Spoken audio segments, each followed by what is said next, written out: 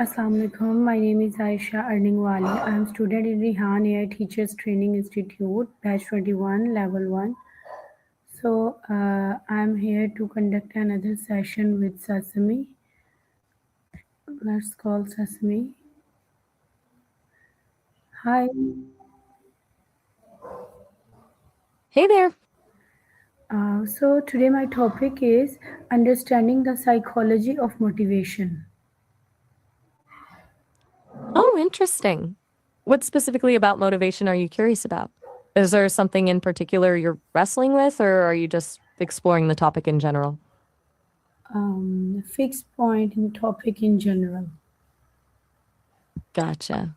So you're diving into understanding motivation as a concept overall. Okay, where do you want to start? There's a lot to unpack. Everything from what gets people moving in the first place to why we sometimes can't seem to follow through. Okay, so tell me, I didn't how psychology and motivation are connected each other. Basically, psychology is the why behind motivation. Motivation, what drives us to act, is super rooted in psychological factors. Classical psychology theories help explain it. Like Freud believed our unconscious drives play a huge role, while Maslow's hierarchy suggests we move up through needs, safety, belonging, esteem, before we focus on personal growth. Then you get theories like self-determination theory, which says we're driven by autonomy, competence, and relatedness. Does that make sense as a broad overview? Yeah. So tell me, is motivation a cause of action or does action actually create motivation? That's a surprisingly tricky question, actually. It's not really either or, it's more like this loop where motivation and action fuel each other. Think of it like getting started on a hard task when you're not motivated. Doing just a little bit actually builds momentum and makes you feel capable, which then increases your motivation to keep going. It's like the brain gets reward feedback from completing things, even small ones. So while motivation can start action, action also strengthens motivation. What have you noticed about that in your own experience? Yeah, you are right. Sometimes we started things when we are not motivated, but when we actually doing, it's gonna be uh, like we enjoyed a lot and we become motivated and things are going to be complete. Exactly. That's so insightful. It's like the just start principle. The actual momentum you build when doing something, even a tiny step, is what ignites the real motivation.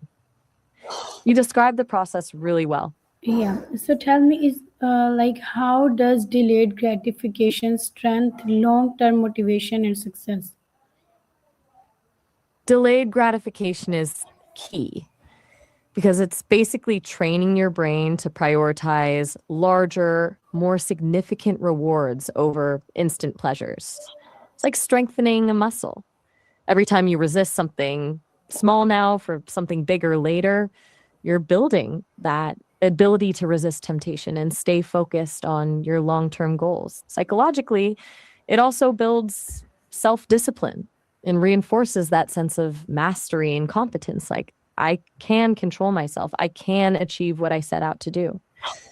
That competence feedback loop is massive for motivation. Yeah. So tell me, how do our belief systems shape our level of motivation in daily life? Our belief systems are huge. If you genuinely believe you're capable of learning and improving, what psychologists call a growth mindset, you're way more likely to tackle challenges and keep going, even when things get hard. Versus a fixed mindset where you think talents are just innate qualities, so you avoid looking stupid and give up faster. It's a self fulfilling prophecy because what you believe about your abilities actually shapes whether you act in ways that support or undermine your motivation. Does that track with what you've noticed about yourself or others? Yeah. So, my next Right. question is, why do some people stay motivated despite failures while others are give up quickly? That's a good one. A lot of it comes down to how they interpret failures. People who bounce back tend to see failures as temporary setbacks, learning opportunities, even. They think, okay, this didn't work. What can I adjust and try again? Those who give up quickly often see failure as proof they're not good enough. So the failure becomes evidence against their self worth instead of a chance to grow. Also, self efficacy plays a big role. If someone believes they generally have control over their life, they'll keep trying. Low self efficacy, though, that can make one failure feel catastrophic. Yeah. So, how do Cool. environment and social circles impact our motivation levels? Huge impact. We're social creatures. If you're surrounded by people who are goal oriented and supportive, that naturally boosts your own drive. But if your friends or family are consistently negative or unmotivated, it can be draining. Environment matters too. An organized, inspiring workspace versus chaos can make a big difference. We kind of absorb the energy around us, whether we realize it or not. It's like motivation can be contagious, but so can apathy. So, tell me, how does fear of failure both motivate and paralyze individuals? That's a really interesting paradox. Fear can be um, this weird double-edged sword. Sometimes fear of failing actually motivates people to work harder, especially if they're perfectionists or have a strong achievement drive. But then for others, that same fear becomes paralyzing. They overthink, procrastinate, avoid taking risks because the fear of messing up is bigger than their desire to succeed.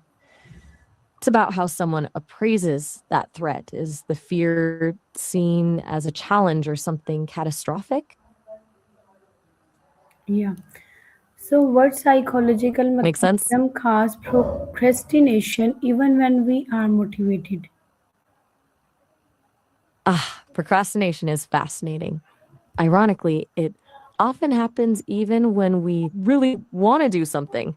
A lot of it comes down to emotional regulation. We know something needs doing, but it feels overwhelming or unpleasant, so we delay it to avoid those negative feelings. And there's also present bias. Instant gratification from doing something else feels more appealing now than that future reward. We basically choose short term comfort over long term goals, even though we'll regret it. The really insidious part, the more we procrastinate, the worse the anxiety and guilt gets, creating this negative cycle. So, how does comparison with others influence motivation positively or negatively? Comparison can be dangerous territory. On the one hand, inspiration can come from seeing someone we admire achieving their goals. That's positive. We think, oh, that's possible. But way more often, it becomes demotivating when we compare our starting point to someone else's highlight reel. Oh, social media makes that so much worse. Everyone's curating their best life. So you're measuring your messy reality against someone else's perfect edit. Downward comparison, though, comparing to someone who is facing tougher challenges than you can actually boost motivation. And it puts things into perspective and makes you grateful for what you have. Yes. So, what is the role of purpose and meaning in creating deep, lasting motivation?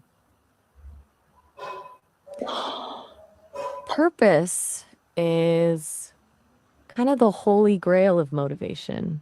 When something feels meaningful, like you're contributing to something bigger than yourself, suddenly that motivation becomes way more robust. It's not just, I should do this, but I need to do this. That deeper sense of purpose makes the sacrifices and setbacks feel less crushing because they're tied to something you care deeply about. It's sustainable motivation, not just fueled by rewards or goals, but connected to your values and bigger vision for your life. Yeah. Thank you so much Exactly. for having a great session.